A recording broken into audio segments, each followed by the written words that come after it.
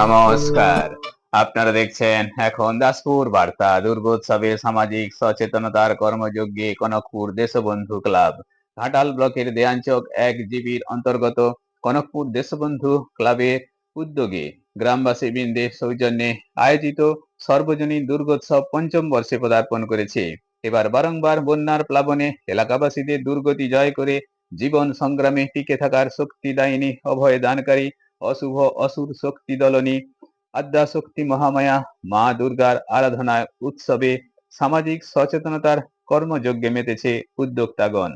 এগুলো হলো বৃক্ষচারা প্রদান, দুস্থদের বস্ত্র উপহার, শারদীয়া পত্রিকা প্রকাশ, সর্প সচেতনতা, ডেঙ্গু প্রতিরোধ, স্বাস্থ্য পরীক্ষা শিবির, সেভ ড্রাইভ সেভ লাইফ কর্মসূচি, মাদক আসক্তি বর্জন, লোকশিক্ষামূলক নাটিকা পরিবেশন এবং মহানবমীতে বাল্য বিবাহ প্রতিরোধে নারী শিশু পাচার, শিশু শ্রম, স্বাস্থ্য সচেতনতা, শিক্ষা প্রসার ইত্যাদি বিষয়ে নিবিড় আলোচনা সভা হয়েছে। আলোচকগণ ছিলেন মহারাজপুর উচ্চ বিদ্যালয়ের প্রধান শিক্ষক সুভাষ চন্দ্র দত্ত, রঘুনাথপুর SMS উচ্চ বিদ্যালয়ের প্রধান শিক্ষক কিঙ্কর পাত্র, বিদ্যাসাগর দিশা ওয়েলফেয়ার সোসাইটির পক্ষে এখন দাসপুর বার্তা নিউজ এডিটর, দিল্লি শক্তি বাহিনী ও কোশি লোকমঞ্চের সদস্য। সঞ্চালনায় ছিলেন ক্লাবের যুগ্ম সাংস্কৃতিক সম্পাদক সন্দীপ মাইতি ও সঞ্জয় মাইতি। সকল সহযোগীর প্রতি কৃতজ্ঞতা ব্যক্ত করেছেন ক্লাব সভাপতি তরুণ সামন্ত ও সম্পাদক নীলকণ্ঠ মণ্ডল। কনকপুর থেকে রিপোর্টে শ্যাম সুন্দর দোলই সাথে Srikanta Kadam. Like and follow with subscribe এখন দাসপুর বার্তা। এই দাসপুর বার্তায় যুক্ত হন, আলোর পথে এগিয়ে চলুন। সর্বার্থ সাধিকে শরণ্যে গৌরী নারায়ণী নমস্তুতে। তো এই মায়ের চরণে প্রণাম। সামাজিক সচেতনতাটা ব্যাপক অর্থ, শুধুমাত্র একটা বিষয় নয়। শিক্ষা, স্বাস্থ্য, সংস্কৃতি, নিয়ম শৃঙ্খলা, নৈতিকতা, মূল্যবোধ সমস্ত দিক থেকেই সচেতন হলে তবে সেটাকে বলা যাবে সামাজিক সচেতন। তবে বিশেষ বিশেষ ক্ষেত্রে আমাদের সমাজকে অনেক পঙ্গু করে ফেলে, সেই সম্পর্কে আমাদের আরো বেশি সচেতন হতে হবে। এর জন্য প্রয়োজন শিক্ষা। কবিগুরু রবীন্দ্রনাথ ঠাকুরের ভাষাতেই বলি, শিক্ষা হলো পরশমণি, আলোর সেরা আলো, শিক্ষা পেলে যায় ধুয়ে যায় মনের যত কালো। তাহলে সেই শিক্ষা অর্জন করার সুযোগ দিতে হবে আমাদের সকল শিশুকে। সকল শিশুকে যাতে উচ্চ শিক্ষা পায়, বিনামূল্যে শিক্ষার অধিকার সরকারিভাবে প্রযোজ্য। কিন্তু নাগরিক কিছু তাদের বাবা মা তাদের উচ্চ শিক্ষা অর্জনের ক্ষেত্রে যেন অনীহা বোধ করেন। সেই ক্ষেত্রে সরকারিভাবে সহযোগিতাও আছে, নানা কিছু পাঠ্যপুস্তক থেকে বই, খাতা, খাবার দাওয়া সকল কিছু। তা সত্ত্বেও কিছু সব শিশু শিক্ষা পায় না। আমরা জানি যে চায়ের দোকানে বা হোটেলে কোনো বাচ্চাকে কাজে লাগালেই বোধহয় শিশু শ্রম হয়, কিন্তু যখন একটা নাবালিকাকে বিয়ে দেওয়া হয়, তখন সমাজে সংসারে সে প্রবেশ করে, তখন তাকে শিশু শ্রমে সে জড়িয়ে পড়তে বাধ্য হয়। তাই নৈব বাল্য বিবাহ, কি শিশু কি বালিকা। কারণ বাল্য বিবাহ এটি সামাজিক অপরাধ, এটা সোশ্যাল ক্রাইম। এজন্য দিল্লি শক্তি বাহিনী কোশি লোকমঞ্চ তার নোবেল জয়ী কৈলাস সত্যার্থী রচিত দিল্লি শক্তি বাহিনী কোশি লোকমঞ্চের উদ্যোগে সারা ভারতব্যাপী বাল্য বিবাহ মুক্ত সমাজ, the child marriage free India গঠনের চেষ্টা চালানো হচ্ছে। সেই সাথে আজকের যে কনকপুর দেশবন্ধু ক্লাব এই আয়োজনে সামিল হয়েছে, এই জন্য তাদের অনেক ধন্যবাদ জানাই। এই সাথে রাজ্য সরকার, কেন্দ্রীয় সরকার আরও অন্যান্য দুর্গাপুজো উৎসব কমিটি এতে সামিল হয়েছে। এটা খুবই আনন্দের বিষয়। অনেক নাবালিকা পাচার হয়ে যাচ্ছে, তার দিকে চাকরির প্রলোভন দেখিয়ে তার দিকে বিপদগামী করছে। তো এই সম্পর্কে সচেতন হতে হবে, যেমন ওই সমস্ত ছাত্রছাত্রীকে সচেতন হতে হবে, বাবা মাকেও। তবেই আমাদের সমাজ সমৃদ্ধ হবে এবং আমরা সুসংহত এবং সচেতন নাগরিক পাব। কারণ একজন মা আমাদের সংসারে, মা হচ্ছেন দুর্গা। দু হাতে তিনি দশভুজা বা দশ মাথার মতোই সব কাজ করেন, সমস্ত দিক সামলান। সেই মা যদি আরো বেশি শিক্ষিত হন তাহলে তিনি আরো বেশি কাজ করতে সমৃদ্ধ হবেন। আমাদের সমাজ সংসারকে আরো কিভাবে অল্প আয়েই সুস্থভাবে সুন্দরভাবে পরিচালিত করা যায় তা করতে পারবেন।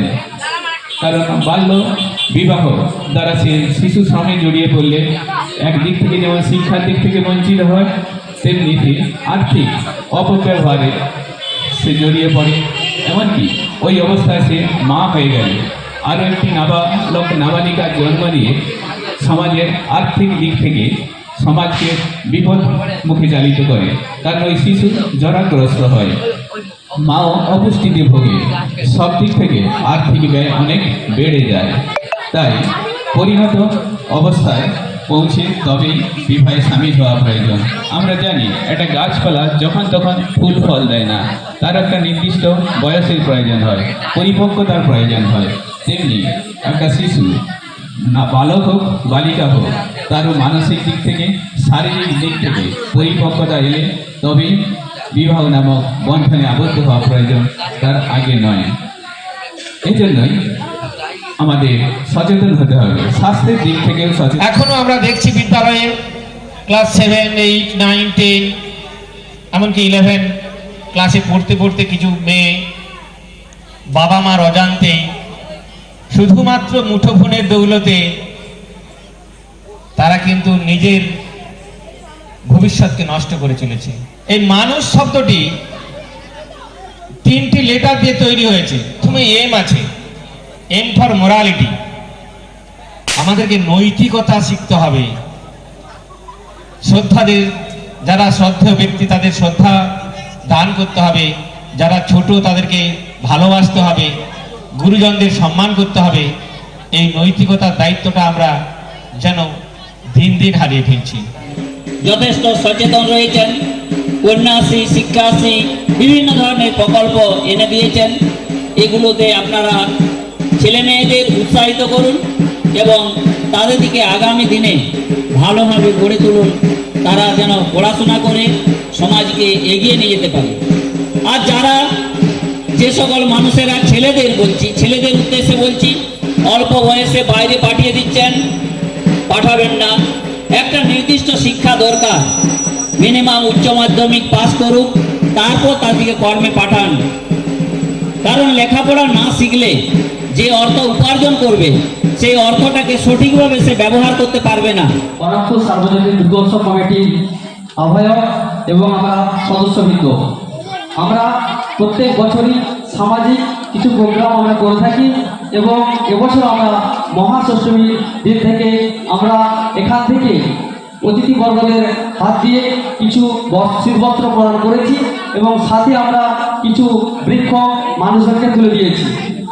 তাছাড়া আমরা অনেক সামাজিক সচেতনতামূলক অনুষ্ঠান আমরা করেছি। বাল্যবিবাহ রোধে সচেতনতা, ডেঙ্গু সতর্কতা ও সর্পদংশন, এবং আমরা সেলফ ড্রাইভের মতো প্রোগ্রাম করে মানুষকে অ্যাওয়ারনেস করেছি।